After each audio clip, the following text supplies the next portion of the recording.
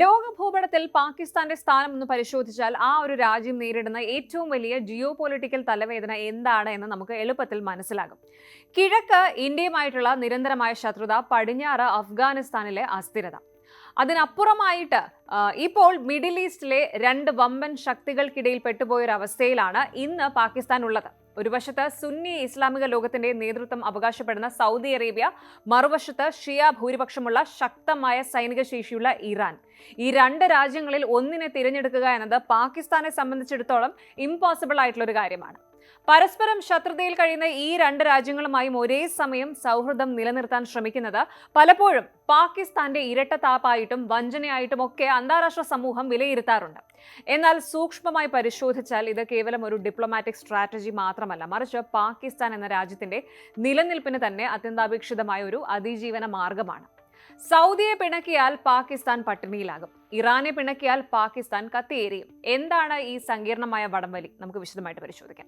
ആദ്യമായി നമുക്ക് പാകിസ്ഥാനും സൗദി അറേബ്യയും തമ്മിലുള്ള ആഴത്തിലുള്ള ബന്ധമൊന്ന് നോക്കാം. ഇത് കേവലം നയതന്ത്രത്തിൽ മാത്രം ഒതുങ്ങുന്ന ഒന്നല്ല. ചരിത്രപരവും സാമ്പത്തികവും അതിലുപരി മതപരവുമായ ശക്തമായ അടിത്തറയുള്ളതാണ്. പാകിസ്ഥാന്റെ തകർന്നു കിടക്കുന്ന ഇക്കണോമി വലിയൊരു പരിധിവരെ ആശ്രയിക്കുന്നത് സൗദി അറേബ്യയാണ്. രാജ്യം കടുത്ത സാമ്പത്തിക പ്രതിസന്ധിയിലൂടെ കടന്നു പോകുമ്പോഴെല്ലാം രക്ഷയ്ക്കെത്തിയിട്ടുള്ളതാണ് റിയാദ്. ലക്ഷക്കണക്കിന് പാകിസ്ഥാൻ പൗരന്മാരാണ് സൗദിയിൽ ജോലി ചെയ്യുന്നത്. അവർ നാട്ടിലേക്ക് അയക്കുന്ന കോടിക്കണക്കിന് ഡോളറാണ് പാകിസ്ഥാന്റെ വിദേശ നാണ്യ ശേഖരത്തിന്റെ വലിയൊരു പങ്ക്. കൂടാതെ കുറഞ്ഞ നിരക്കിൽ എണ്ണ നൽകാനും പാകിസ്ഥാന്റെ സെൻട്രൽ ബാങ്കിൽ കോടിക്കണക്കിന് ഡോളർ ഡെപ്പോസിറ്റ് ചെയ്ത് അവരുടെ രൂപയുടെ മൂല്യം ഇടിയാതെ സംരക്ഷിക്കാനും സൗദി എപ്പോഴും തയ്യാറായിട്ടുണ്ട്. മതപരമായ കാര്യങ്ങളിലും ഈ ഒരു ബോണ്ട് വളരെ സ്ട്രോങ് ആണ്. മക്കയും മദീനയും സ്ഥിതി ചെയ്യുന്ന സൗദി അറേബ്യയെ മുസ്ലിം ലോകത്തിന്റെ ലീഡറായിട്ടാണ് പാകിസ്ഥാനിലെ ഭൂരിപക്ഷം വരുന്ന സുന്നി ജനവിഭാഗം കാണുന്നത്. സൗദിയുടെ സുരക്ഷ പാകിസ്ഥാന്റെ കൂടി ഉത്തരവാദിത്തമാണ് എന്ന തരത്തിലുള്ള നിലപാടാണ് പാകിസ്ഥാൻ ആർമി പരസ്യമായി തന്നെ സ്വീകരിച്ചിട്ടുള്ളത്. ഇതിന്റെ ഭാഗമായിട്ട് ആയിരക്കണക്കിന് പാക് സൈനികരെ സൗദിയിൽ സുരക്ഷാ ചുമതലകൾക്കായിട്ട് വിന്യസിച്ചിട്ടുണ്ട്.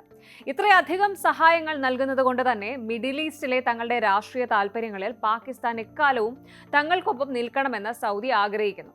പ്രത്യേകിച്ചും ഇറാനുമായുള്ള തങ്ങളുടെ കോൾഡ് വാറിൽ പാകിസ്ഥാൻ ഒരു വിശ്വസ്ത സഖ്യകക്ഷിയായിട്ട് കൂടെ ഉണ്ടാകണമെന്നാണ് സൗദിയുടെ പ്രതീക്ഷ. സൗദി അറേബ്യ പാകിസ്ഥാന് സാമ്പത്തിക സുരക്ഷ നൽകുമ്പോൾ ഇറാന്റെ പ്രാധാന്യം തികച്ചും ജിയോഗ്രാഫിക്കലും ആഭ്യന്തര സുരക്ഷയുമായി ബന്ധപ്പെട്ടതാണ്. പാകിസ്ഥാനും ഇറാനും തമ്മിൽ ഏകദേശം 900-ലധികം കിലോമീറ്റർ നീളമുള്ള അതിർത്തി പങ്കിടുന്നുണ്ട്. പാകിസ്ഥാനിലെ ബലൂചിസ്ഥാൻ പ്രവിശ്യയും ഇറാനിലെ സിസ്താൻ ബലൂചിസ്ഥാൻ പ്രവിശ്യയുമാണ് ഈ ഒരു അതിർത്തി എന്ന് പറയുന്നത്. ഈ പ്രദേശം രണ്ട് രാജ്യങ്ങൾക്കും വലിയൊരു തലവേദനയാണ്. കാരണം രണ്ട് ഭാഗത്തും ബലൂച്ച് വിഘടനവാദികൾ ശക്തമാണ്. പാകിസ്ഥാൻ ഏതെങ്കിലും തരത്തിൽ ഇറാനെ പിണക്കിയാൽ ഈ അതിർത്തിയിൽ വലിയ അസ്ഥിരത സൃഷ്ടിക്കാൻ ഇറാന് സാധിക്കും. മറ്റൊരു പ്രധാന ഘടകം പാകിസ്ഥാന്റെ ജനസംഖ്യയിലെ വൈവിധ്യമാണ്. ലോകത്തിന്റെ ഏറ്റവും കൂടുതൽ ഷിയ മുസ്ലിങ്ങൾ ഉള്ള രണ്ടാമത്തെ രാജ്യമാണ് പാകിസ്ഥാൻ. അതായത് ഇറാൻ കഴിഞ്ഞിട്ട് പാകിസ്ഥാൻ ജനസംഖ്യയുടെ 20% വരും ഇത്. പാകിസ്ഥാൻ പൂർണ്ണമായും സൗദിയുടെ പക്ഷം ചേർന്ന് ഇറാനെതിരെ തിരിയുകയാണെങ്കിൽ അത് പാകിസ്ഥാൻ അകത്ത് വലിയ തോതിലുള്ള ആഭ്യന്തര കലാപങ്ങൾക്കും ഷിയ സുന്നി വിഭാഗീയ സംഘർഷങ്ങൾക്കും വഴിവെക്കും. സ്വന്തം രാജ്യത്തിനകത്ത് ഒരു ആഭ്യന്തര യുദ്ധം വിളിച്ചു വരുത്താൻ പാകിസ്ഥാൻ ഭരണകൂടമോ സൈന്യമോ ഒരിക്കലും തയ്യാറാവില്ല. കൂടാതെ ഊർജ്ജ പ്രതിസന്ധി പരിഹരിക്കുന്നതിനായിട്ട് നിർമ്മിക്കാൻ ഉദ്ദേശിച്ച് ഇറാൻ പാകിസ്ഥാൻ വാതക പൈപ്പ് ലൈൻ അമേരിക്കൻ ഉപരോധങ്ങളെയും സൗദിയുടെ അനിഷ്ടത്തെയും ഭയന്ന് പാകിസ്ഥാൻ താൽക്കാലികമായി മരവിപ്പിച്ചിരിക്കുകയാണ്. എങ്കിലും ഭാവിയിൽ തങ്ങളുടെ എനർജി ആവശ്യങ്ങൾക്ക് ഇറാനെ ആശ്രയിക്കേണ്ടി വരുമെന്ന് പാകിസ്ഥാന് നന്നായിട്ട് അറിയാം. സൗദി അറേബ്യയും ഇറാനും തമ്മിലുള്ള ബന്ധം വഷളാവുകയും അത് പാകിസ്ഥാനെ എങ്ങനെ പ്രതിസന്ധിയിലാക്കുകയും ചെയ്യുന്നു എന്നതിന്റെ ഏറ്റവും വലിയ ഉദാഹരണമാണ് 2015-ലെ യമൻ യുദ്ധം. യമനിൽ ഇറാൻ പിന്തുണയുള്ള ഹൂതി വിമതർക്കെതിരെ യുദ്ധം പ്രഖ്യാപിച്ച സൗദി അറേബ്യ തങ്ങളുടെ സൈനിക സഖ്യത്തിൽ ചേർന്ന് സൈന്യത്തെ അയക്കാൻ പാകിസ്ഥാനോട് ആവശ്യപ്പെട്ടു. ദശാബ്ദങ്ങളായി സൗദിയുടെ സാമ്പത്തിക സഹായം കൈപ്പറ്റുന്ന പാകിസ്ഥാൻ ഈ ആവശ്യം നിരസിക്കില്ല എന്ന് സൗദി പൂർണ്ണമായും വിശ്വസിച്ചു. എന്നാൽ പാകിസ്ഥാൻ പാർലമെന്റിൽ നടന്ന ദിവസങ്ങൾ നീണ്ട ചർച്ചകൾക്കൊടുവിൽ യമൻ യുദ്ധത്തിൽ കടുത്ത നിഷ്പക്ഷത പാലിക്കാനാണ് പാകിസ്ഥാൻ തീരുമാനിച്ചത്. ഈ തീരുമാനം സൗദി അറേബ്യയെയും UAEയും അക്ഷരാർത്ഥത്തിൽ ഞെട്ടിച്ചു. ഗൾഫ് രാജ്യങ്ങൾ പാകിസ്ഥാനെതിരെ പരസ്യമായിട്ട് രംഗത്ത് വരികയും സാമ്പത്തിക സഹായങ്ങൾ വെട്ടിക്കുറയ്ക്കുമെന്ന് ഭീഷണിപ്പെടുത്തുകയും ചെയ്തു. എന്നാൽ പാകിസ്ഥാനെ സംബന്ധിച്ചിടത്തോളം അതൊരു അനിവാര്യമായ തീരുമാനമായിരുന്നു. തങ്ങളുടെ അയൽരാജ്യമായ ഇറാൻ പിന്തുണയ്ക്കുന്ന ഒരു ഗ്രൂപ്പിനെതിരെ യുദ്ധം ചെയ്യാൻ സൈന്യത്തെ അയച്ചാൽ അത് ഇറാനുമായിട്ടുള്ള നേരിട്ടുള്ള ശത്രുതയ്ക്ക് കാരണമാകുമെന്നും പാകിസ്ഥാൻ അകത്ത് വൻതോതിലുള്ള വിഭാഗീയ സംഘർഷങ്ങൾക്ക് തിരികൊളുത്തുമെന്നും സൈന്യത്തിനും സർക്കാരിനും വ്യക്തമായ ബോധമുണ്ടായിരുന്നു. സാമ്പത്തിക സഹായത്തെക്കാൾ വലുതാണ് രാജ്യത്തിന്റെ ആഭ്യന്തര സുരക്ഷ എന്ന് പാകിസ്ഥാൻ തെളിയിച്ച ഒരു നിമിഷമായിരുന്നു അത്. ഈ സംഭവത്തിന് ശേഷം വർഷങ്ങൾ എടുത്തിട്ടാണ് പാകിസ്ഥാൻ ഗൾഫ് രാജ്യങ്ങളുമായിട്ടുള്ള ബന്ധം പഴയ നിലയിലേക്ക് കൊണ്ടുവന്നത്. ഇന്നത്തെ ആഗോള രാഷ്ട്രീയ സാഹചര്യത്തിൽ ഈ സന്തുലിതാവസ്ഥ, അതായത് ഈ ഒരു ബാലൻസ് നിലനിർത്തുക എന്നത് പാകിസ്ഥാനെ സംബന്ധിച്ചിടത്തോളം അനുദിനം കഠിനമായിക്കൊണ്ടിരിക്കുകയാണ്. പാകിസ്ഥാൻ ഇപ്പോൾ ചരിത്രത്തിലെ തന്നെ ഏറ്റവും വലിയ സാമ്പത്തിക പ്രതിസന്ധിയിലൂടെയാണ് കടന്നു പോകുന്നത്. IMF-ൽ നിന്നുൾപ്പെടെയുള്ള ലോണുകളും സാമ്പത്തിക സഹായങ്ങളും ലഭിക്കണമെങ്കിൽ സൗദി അറേബ്യയുടെയും അമേരിക്കയുടെയും പിന്തുണ പാകിസ്ഥാന് അത്യാവശ്യമാണ്. ഈ സാമ്പത്തിക ദൗർബല്യം മുതലെടുത്ത് പാകിസ്ഥാനെ തങ്ങളുടെ വരുതിയിലാക്കാൻ സൗദി പരമാവധി ശ്രമിക്കുന്നുണ്ട്. മറുഭാഗത്ത് ഇസ്രായേൽ ഹമാസ് സംഘർഷങ്ങളുടെ പശ്ചാത്തലത്തിൽ മിഡിൽ ഈസ്റ്റ് ആകെ കലുഷിതമായിരിക്കുമ്പോൾ ഇറാൻ കൂടുതൽ ശക്തമായ നയങ്ങളാണ് സ്വീകരിക്കുന്നത്.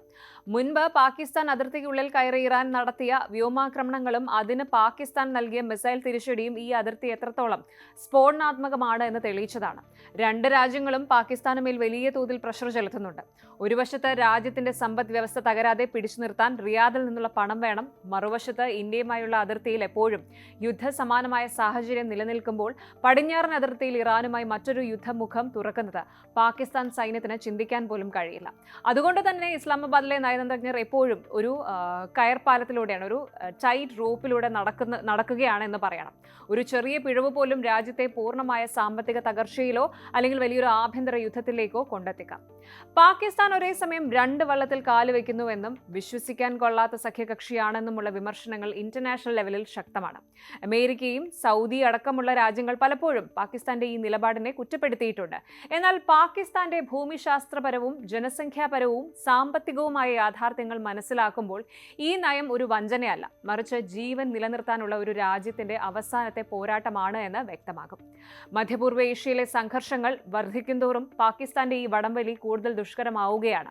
സ്വന്തം താൽപ്പര്യങ്ങൾ മാത്രം സംരക്ഷിച്ചുകൊണ്ട് രണ്ട് ശത്രുക്കൾക്കിടയിൽ എത്ര കാലം പാകിസ്ഥാന് സുരക്ഷിതമായിട്ട് മുന്നോട്ട് പോകാൻ കഴിയുമെന്നതിനെ ആശ്രയിച്ചിരിക്കും ആ ഒരു രാജ്യത്തിന്റെ ഭാവി തന്നെ.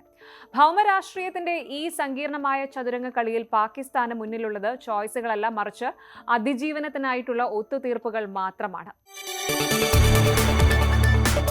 കൂടുതൽ വാർത്തകൾക്ക് news 18 Keralam YouTube channel subscribe ചെയ്യുക.